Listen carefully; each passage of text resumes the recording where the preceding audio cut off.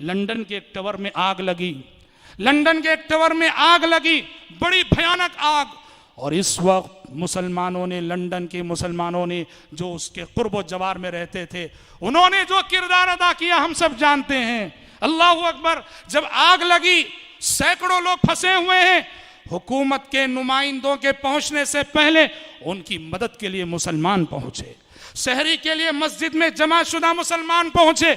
उन्होंने वहां फंसे हुए लोगों को बाहर निकाला, जख्मियों की मरहम पट्टी की, प्यासों को पानी पिलाया और उन जख्मियों को लाके मस्जिदों में, इस्लामिक सेंटर्स में बसाया।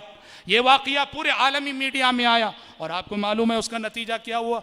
उसके फौरी बाद मीडिया, जो मुसलमानों के साथ हमेशा असबियत का सलूक करता है, मीडिया मजबूर हुआ मगरिबी दुनिया के तासुरात को दिखाने पर।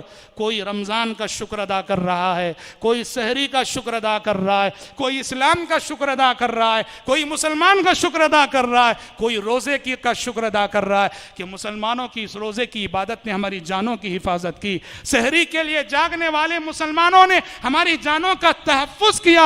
और आपको मालूम है उसके एक हफ्ता बाद ये खबरें भी आई कि उस इलाके के रहने वाले बाज लोग कलीमा पढ़ के मुसलमान भी हो गए। आज ज़रूरत है इसी किरदार को पेश करने की, अपने अमल के जरिए से इस्लाम को पेश करने की और अपने अमल के जरिए से इस्लाम को समझाने की।